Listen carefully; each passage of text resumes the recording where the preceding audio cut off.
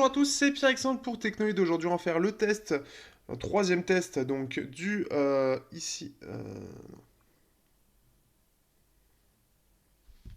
Bonjour à tous, c'est Pierre-Alexandre pour Technoïd. Aujourd'hui, on va faire le test de cette petite enceinte, donc une grosse enceinte plutôt, une enceinte qui est assez intéressante à mon goût. Donc ici, on peut voir la boîte. Donc c'est le modèle le BT023. Ici, alors qu'est-ce qu'on aura d'autre comme information? Donc, on est en Bluetooth pour voilà, du sans fil. On a droit quand même à une sortie auxiliaire, bien sûr, une sortie jack. Donc, c'est du 5 watts, dual 5 watts pour le son, avec une batterie de 1050 mAh qui tient pas mal du tout en termes d'autonomie, c'est pas mal, c'est un bon petit 10 heures. On a même un micro qui est fait là pour prendre des appels. Donc voilà, auxiliary, donc là c'est pour la jack. Style, compact, bon compact on y reviendra, mais c'est pas trop ça. Donc voilà, donc une petite enceinte, bon, petite non, mais une enceinte assez sympa. Alors pourquoi cette enceinte? Eh bien parce qu'elle a un petit rail, on va dire, pour pouvoir mettre ses téléphones ou sa tablette dessus.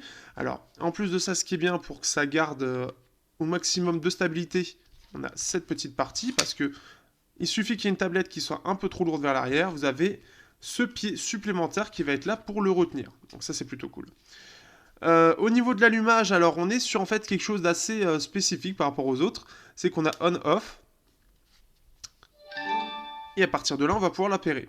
Le petit truc pour moi qui fait que c'est un peu plus sympa que les autres, ce qui est bien c'est que vous avez on-off et elle reste, comment dire, activée assez longtemps. Donc là, il vient de dire en gros qu'il est prêt à être pairé. Donc là, il est en Bluetooth, donc il est en mode pairage, ou en tout cas, on peut se mettre dessus. Donc je vais activer justement mon téléphone pour qu'il se connecte dessus.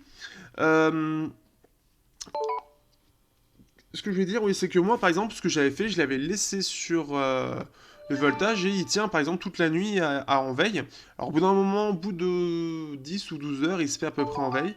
Donc ça, c'est la petite chose un petit peu dommage, mais voilà, il se met quand même en veille au bout d'un moment. Mais il tient longtemps en veille quand il est branché, donc ça, c'est plutôt cool. Par contre, s'il se met en veille, il faut forcément le mettre en off, il faut attendre un petit peu et ensuite le remettre en on. Au niveau du son, je suis assez convaincu. Le son est plutôt pas mal pour 26 euros. Alors, on n'a pas du tout de réglage au niveau du son sur l'appareil. C'est que le téléphone qui va le gérer. Donc, on va aller un petit peu plus loin dans la musique. On a un son qui est assez sympa, qui la stéréo est assez large. On a un son qui est à peu près quand même assez précis. On va essayer... On va le pairer avec celui-là aussi. Je n'ai pas fait le pairage. De toute façon, lui, hop, lui, il a déjà de la musique dedans, normalement. Donc on a des basses qui sont plus présentes quand même sur l'enceinte Xiaomi, qui est un peu plus chère. Bon, là, on est sur une musique qui est assez basique, une basse aussi. Si on va chercher une autre... Donc les basses ne ressortent pas forcément énormément, elles s'entendent, elles se sentent un petit peu, ça reste largement inférieur quand même à ce qu'il y a là, mais elles sont quand même présentes. Le son est beaucoup plus stéréo et un petit peu plus étouffé, on a quelque chose d'un petit peu moins clair que la Xiaomi, mais ça reste assez correct. On a là un son qui est assez dynamique. Voilà, on sent que les basses sont pas très poussées.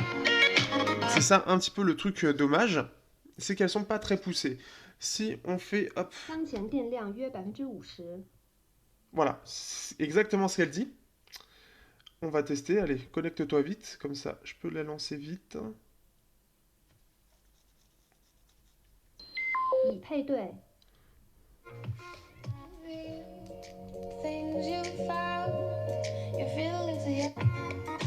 Donc là, on a des basses qui sont par exemple beaucoup plus profondes, hein, on les sent beaucoup mieux. Elles sont plus présentes. Si on revient, hop, c'est pratique ça quand même. Hop.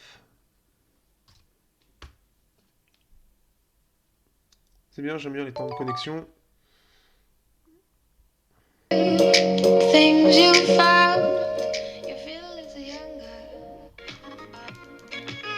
Voilà, là les basses sont vraiment en retrait par rapport à l'autre. On va pouvoir profiter un petit peu plus du reste de la musique, mais voilà, c'est un petit peu plus en trait sur les basses. C'est là où il va pêcher un petit peu. Néanmoins, le son est quand même correct. On a un son qui est assez clair, assez précis. Et une stéréo plus large que la Xiaomi qui est un petit peu plus centrale. Donc ça, c'est plutôt cool. Voilà. Après, comme je l'ai dit, moi, le côté que j'aime bien, c'est que même si elle est en inactivité pendant quelques heures, ça va pas l'éteindre, surtout si elle est alimentée. Donc ça, c'est une chose que j'apprécie beaucoup parce que, par exemple, vous mettez le soir un petit peu de musique, vous mettez en pause et le lendemain matin, vous pouvez directement relancer la musique. Ça, c'est une chose assez sympa. La petite chose qui est un peu chiante, donc là j'ai un téléphone qui est un petit peu arrondi en plus de ça. Alors vous pouvez voir qu'ils ont même prévu pour le bouton Apple. Hein. Et le truc, alors je sais pas du tout si ça va le faire là, mais le truc c'est qu'avec les basses, il y a quand même... Là ça va pas le faire. Je sens que ça va pas le faire. Mais en fait ce qui peut se passer... Oui, je donne mon mot de passe, mais je m'en fous de toute façon. C'est chiant. Ce qui peut se passer, ce que j'ai déjà eu, en fait, c'est que sur des musiques où les basses vont être vraiment présentes, c'est-à-dire que là, c'est pas forcément ce qu'il y a de plus basseux, mais c'est un petit peu basseux. Mais certaines musiques très basseuses, en fait, ce qui va se passer, c'est que ça va faire vibrer, et en fait, le téléphone va se renverser. Alors, pourtant, là, on dirait pas. Là, vraiment, quand je pousse comme ça, il n'y a pas de raison, mais en fait, ça a l'air de soulever le téléphone, en fait, comme ça, il vibrait, et il tombe. J'ai déjà eu ça. Donc, si vous avez un téléphone, surtout, mettez-le comme ça. Par sécurité. Les tablettes, normalement, la profondeur devrait être... ça va être large et la profondeur et la lourdeur va faire que ça va mieux tenir. Mais pour les téléphones, faites bien attention, surtout sur les téléphones qui sont un peu arrondis, ça risque de poser problème. Voilà, c'est la petite chose, c'est le défaut qui est un peu dommage sur l'appareil, c'est que voilà, il faut vraiment que ce soit allongé et pas debout, sinon voilà, ça risque de tomber en arrière. Bon, en arrière encore ça va, mais si ça tombe en avant et que c'est au bord d'un mur, ça risque de faire un peu plus mal. Le prix maintenant, donc c'est 26 euros. D'accord. C'est 26 euros. Hop, ici. Donc 26,99 €. Donc ça reste assez correct, hein, surtout sur quelque chose d'import. Il faut savoir que cette enceinte, elle est quand même excellente pour son prix, qui est en import.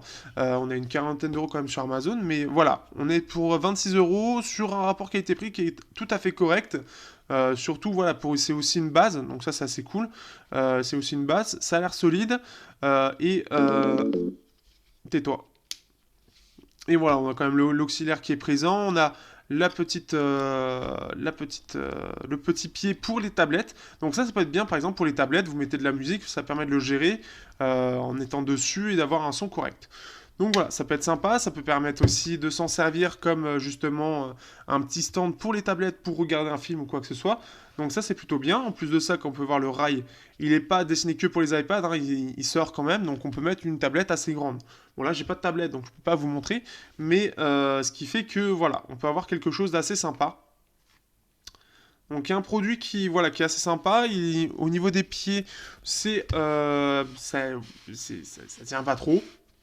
Par exemple, bon, après, les pieds, même sur ceux-là, c'est pas très performant. Bon, en plus, on n'est pas sur quelque chose, mais ça accroche un peu plus que là. Là, c'est des pieds...